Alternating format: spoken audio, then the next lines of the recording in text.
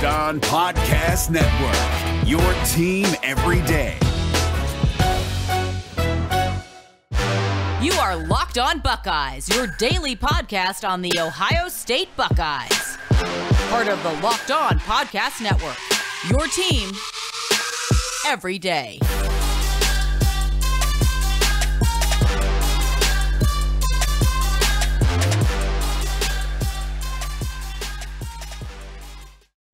What is up, Buckeye fans? Welcome back to another episode of Locked On Buckeyes, part of Locked On Podcast Network. I'm your host, Jay Stevens, also the host of the Jay Stevens Podcast. It is Tuesday, May the 4th in the year 2021. And today we're joined with a guest on another Tuesday, back-to-back Tuesdays. We have a guest today. It is Colin Hill of 11 Warriors. Colin, how you doing today?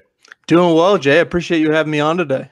Yeah, man, no problem. No problem at all. The draft, it was a fun time from where I was able to view it at home, comfortably watching the draft, seeing all the videos from people at home, seeing the stage. I was watching the ESPN broadcast. But I understand you were there day one of the draft, just from where you were watching and witnessing what was going on day one of the draft. What was that like from your point of view? Well, it's always interesting in this day and age of following the draft in the modern era, because like if you're someone who's actually following it on Twitter or whatnot, you're a couple minutes ahead of everybody else. And since, I work at 11 Warriors, we have to have stuff up right away. So I was both, I was in the crowd in Cleveland, just waiting to see when Justin would get picked, and also trying to follow along on Twitter as well to keep up with it. So when it seemed like Justin was going to be picked by the Bears, it was interesting going into that day because we had no idea where he was going to go. And like, this is one of those rare cases where, maybe a year ago today, we would have said, well, whoever has the second pick is going to pick Justin Fields. And that didn't end up happening. But, I was pleasantly surprised that he just got all cheers, because you never know if, certain fans don't like him going to a team, but Justin Fields is really, really popular in Ohio, really popular among Ohio State fans. And to be quite honest, like I think Chicago is a great landing spot for him. I think so as well. I've done a few spots on a different podcast that cover Chicago Bears. I actually have one scheduled for next week as well. And the two hosts I talked to, they seem very pleased. I haven't heard any negative comments, negative thoughts about Fields going to Chicago, which I think is amazing for him, because the one thing neither you nor I want is for him to go to a franchise that is not welcoming or accepting of him. And he's walking into a hostile environment knowing he's not wanted like he was at Ohio State.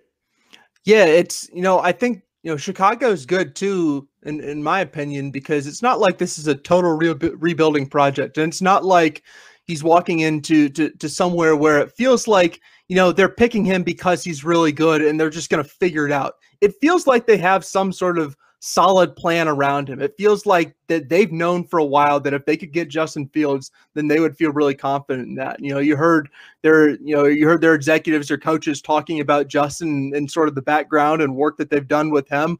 And it does feel like, in terms of a setup for him, they're setting him up to as successfully as, you might hope that a team that takes a quarterback this highly would do so. Oh, yeah. The offense that they have there, the O-line, we already know about Khalil Mack on the defense.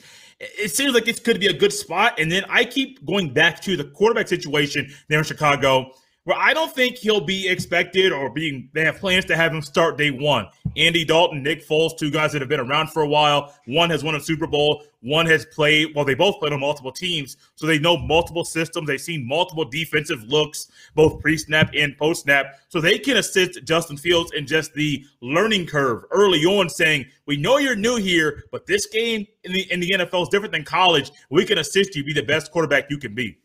Yeah, and it's not like he's walking in there. They're talking about it like he'll walk in there as the backup. I can't imagine by the end of the year he's still going to be behind Andy Dalton. I think that would be a surprise to all of us. But he is walking into a situation where it's not like he's expected to go be an All-Pro in year one.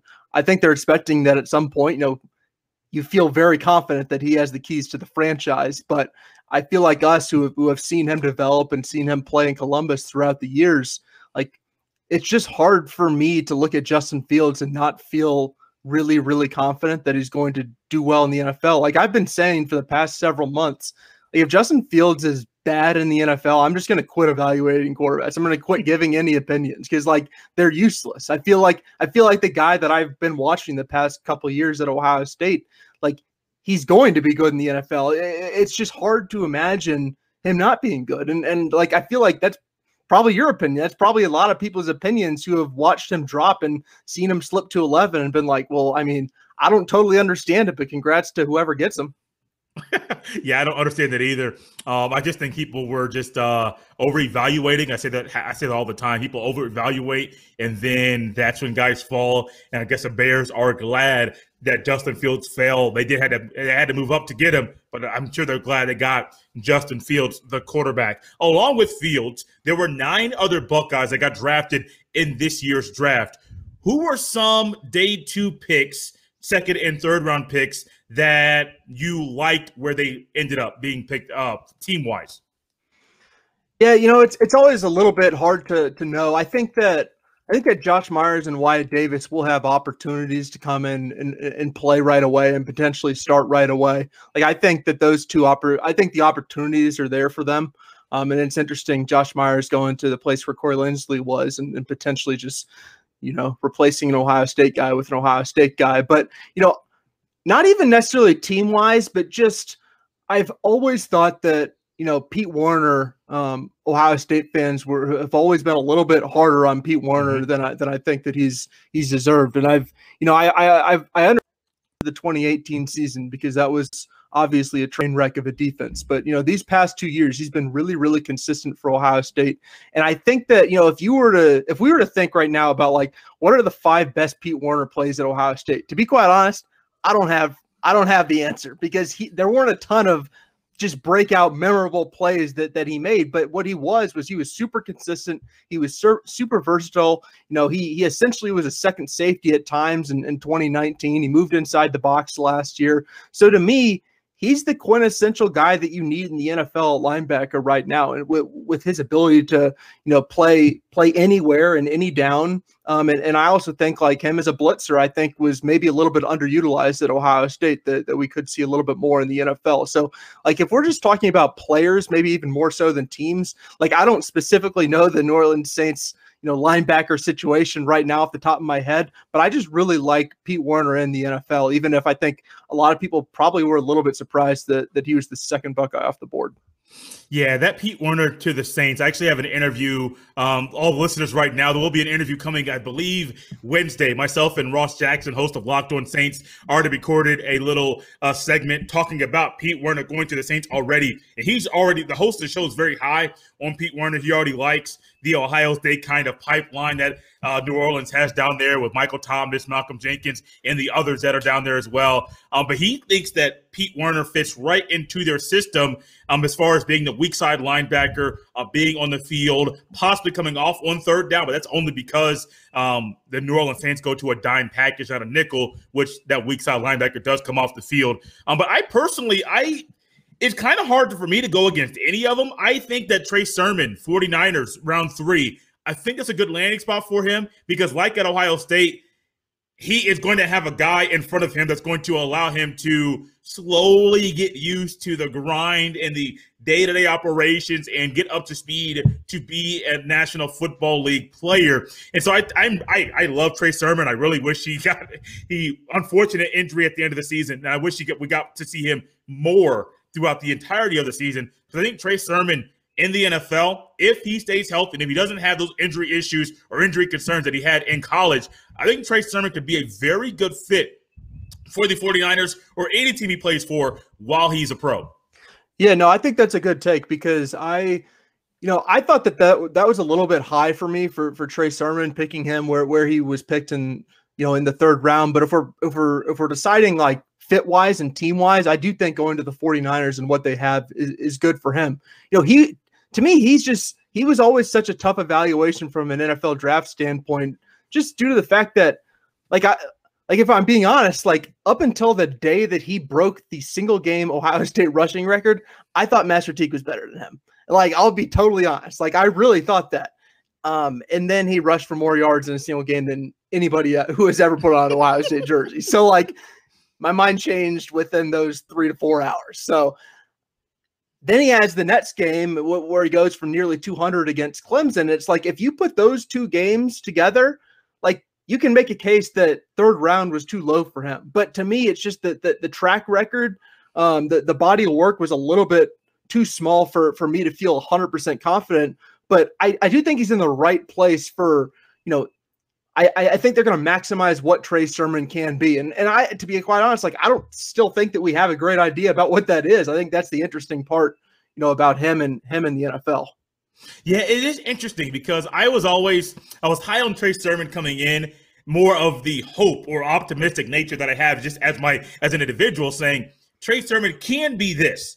I know what he did at Oklahoma. I know the injuries. I know he's transferring. I know the offseason is different, but Trey Sermon can possibly be this if he stays healthy. We didn't get that, like you said, until the very end of the season. It's unfortunate that the season was as short as it was, because if we had a regular season, 12 regular season games plus Big Ten championship and then the 2 playoff games at the end, I think you see, this is my projection, just this possibility, we see the Trey Sermon that we saw at the end of the season possibly game 4, 5, or 6, because the offensive line, he would have got better chemistry, and then he would have just broke some loose. You're also playing some of the bottom feeders in the Big Ten, so you're able to feast on those defenses a little bit. Keeping with the trend of guys that got drafted 4, 5, and 6, and 7. There was nobody drafted in round 7 from Ohio State, but Togiai to the Browns, Farrell to the Jaguars, Shaun Wade to the Ravens, Jonathan Cooper to the Broncos. What are 2 of those connections,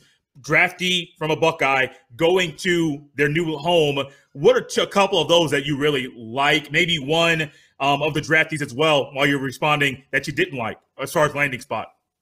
Well, I'll actually go I'm going to take your second part first and actually go to one guy who we didn't talk about on day 2. And Baron Browning, I think to Denver, to me, that made a lot of sense scheme wise, but in the way that, Vic Fangio and their new general manager had been talking about it, I was a little bit surprised that they're going to start him out at inside backer in a 3-4 package. Because to me, this is the entire Ohio State experience over again, where you're starting Baron Browning on the inside, when I feel like we've learned long ago that he's better on the outside. He even said it after the draft. I think Vic Fangio had mentioned that his versatility had hurt his development a little bit, and, sort of referring to the fact that if he had played one area and if they had figured out where he is best early in his career, then maybe he'd be a little bit further along. And I think that's definitely real. And then I wonder, like, are you not just doing that right now? So, like, I don't know if it's necessarily a bad landing spot. I would just hope for Baron Browning's sake that, they have a little bit better plan than I was sort of thinking when I heard those comments. I don't know about you. Oh, yeah. I hope that they put it back on the outside. I assumed going into the draft, he would be an outside backer, more the inside. You said it so well. The Ohio State experience, we kind of learned where he fits in best. And I think last year, showing some stuff in space coverage-wise was a lot better than what I expected. Yes, he's very athletic, but if you're one-on-one with a tight end that's flanked out wide, that's a whole lot different than if he's coming off the line of scrimmage, tight in the 3-point stance, or if he's in the slot. So we did see him in space. I think that the inside backer, I wonder how long that lasts, or maybe they know something you and I don't, and this could be a way for them to do some things that NFL coaches have more time one-on-one that college coaches can't. So they're kind of that maturing aspect with Baron Browning moving inside. But I do think he'll be an outside backer whenever he eventually down the road in the NFL. Yeah, listen, I'm always open to the idea of NFL coaches knowing more about football than me. That's always an idea that I'm here for. But on the positive side, I think Shaun Wade's slip was probably really hard on him and his family after spending the entirety of last offseason just seeing him in first-round mock drafts the entire offseason. He even earns a All-American honors, which I don't necessarily know that he deserved them, but he got them, and then ultimately the NFL is what everybody's working for, and to slip to the 5th round, especially when you're going behind Luke Farrell, who a lot of people had undrafted. He went behind a specialist. Like, I think that's probably really hard on the Wade family, but there are worse places for him to end up than where he ended up in Baltimore, and I do think that's a landing spot that I feel like he can thrive in and he can develop, and it's not going to be a place that, they're just going to throw him in right away and throw him to the wolves and see what he's got. Because I think that we did learn last year that, especially since he was playing through an injury, that, he's maybe not a finished product quite yet, but he has the physical tools, and we've seen him play really good football in 2019. That wasn't that long ago. And, it just feels like he needed the landing spot that he got, in my opinion. Do you think he is an inside corner, nickelback corner, an outside corner, or a safety in the NFL? I think he's probably an inside cornerback. I would say that I definitely don't think he's an outside cornerback, and I think that we learned that last season. They were, the Ravens were talking a little bit about his versatility and his ability to play inside and out. I feel like we all learned last year that his future is probably on the inside, and I think that that's perfectly fine. Like, he came back to Ohio State to prove he's an outside cornerback, and I think he probably proved that he's not an outside cornerback, but I also think that's okay, because inside cornerbacks right now, those are really, really valuable. And I don't think that should be discounted. And, I think that, maybe he would, I think that if he went into the NFL a year ago, he would be really valued for that kind of skill set. And I think that the Ravens, pounced on the opportunity late in the draft to, potentially get him back to where he was in that position and that play level. Oh, absolutely. Got a couple more things we're going to ask you here quickly. One, undrafted free agents. I'd say the undrafted free agent market, to try to put a little phrase there with what's going on. But Tough Brolin to the Broncos, Chrisman to the Bengals, Hall Bell, I always pronounce his name wrong. I think I'm saying it wrong, to the Titans, Hossman to the Lions, and then Hilliard, who I was very high on. It's just the injuries kind of got in the way of how successful he may have been at Ohio State, to the 49ers. Which one of those, or if there are multiple, if you like all 5, what do you like about those that are picked up via the undrafted free agent market? I mean, the one who I really like is, Justin Hilliard. I thought that Justin Hilliard would get drafted. I also knew that was definitely not a certainty just because of the injury history. But I do think that we saw on the field this past season that, he can really play. And I think that he's going to offer a lot in terms of a special teamer, a locker rooms guy, all those kind of intangibles that help you stay on the back end of a roster, which is probably where he'll make his money in the NFL. And I think that when you look at the deal that San Francisco gave him by guaranteeing him, more than $100,000, then I think that shows you that they're going to give him a real chance, and they view him as somebody who, maybe they don't 100% expect him to make the roster, but they're gonna put him out there and give him every opportunity. So I really like what Justin Hilliard could potentially do there. Last question for you. This was announced earlier on Monday. I think it was Monday morning. I think it was at the gym when this came out. Jameson Williams transfers down to Alabama. What were your thoughts when you saw that report?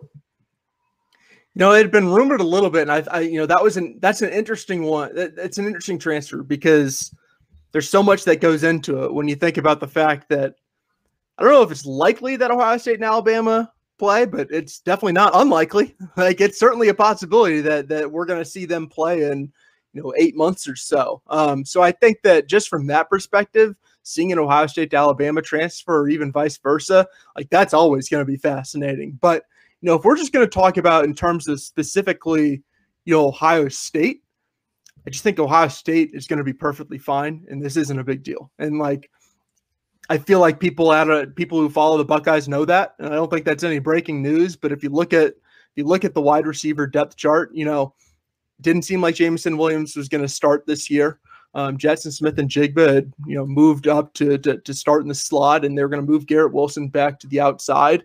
And if you look at the backups now that Jameson Williams is gone, you imagine it's Emeka Egbuka number one recruit in the 2020 class. You imagine it's Julian Fleming, number one recruit in the 2019 class. And then you imagine it's probably Marvin Harrison Jr., who is really, really impressed in his first offseason as a Buckeye. So if we're just going to talk about from an Ohio State perspective, I don't think it's a big loss.